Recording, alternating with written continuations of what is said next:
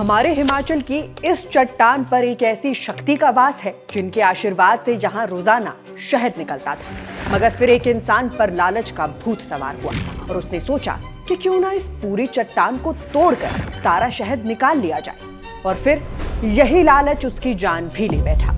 इसलिए 100 days of unfolding Chamba में आज बात इसी चमत्कारी चट्टान की होगी जहां मधुमक्खी रूप में विराजती हैं गणपत माता जी। कहानी शुरू होती है भांदल के भिद्रो गांव से, जहां रहने वाला एक बूढ़ा व्यक्ति रोज इसी चट्टान के पास से गुजरता था। एक दिन उसने देखा कि चट्टान के ऊपरी हिस्से पर मधुमक्खियों का बड़ा छत्ता है और लालच में उसे लगा अगर इसे तोड़ दूं तो इतना शहद मिलेगा कि महीनों तक चल जाए। वो घर गया, हथौड़ा और बर्तन लेकर लौटा और पत्थर को तोड़ने लगा, पर चट्टान हिली तक नहीं। थक हार कर वो घर वापस लौट आया तो उस रात उसके सपने में एक देवी प्रकट हुई, गणपत माता। माता ने कहा, मुझे इस चट्टान से हटाने की कोशिश मत करना।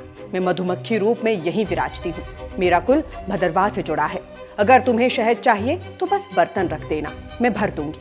पर अगर मुझे हटाने की कोशिश की तो सब तहस नहस कर दूंगी। अगले ही दिन वो डरते डरते बर्तन रख आया। सांझ तक बर्तन पूरा भरा मिला।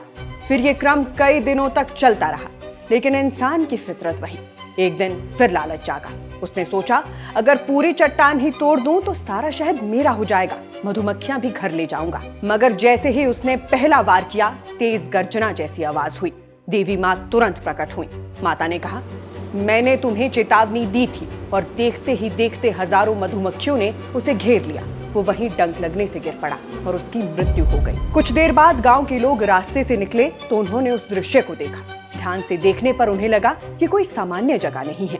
लोगों ने प्रार्थना की, माता का परिचय जाना और तब से इस चट्टान को गणपत माता का स्थान मानकर पूजा जाने लगा। आज भी मान्यता है, इस इलाके में किसी के घर में मधुमक्खी या गण शहद दे तो पहला चढ़ावा इसी पवित्र चट्टान पर चढ़ाया जाता है।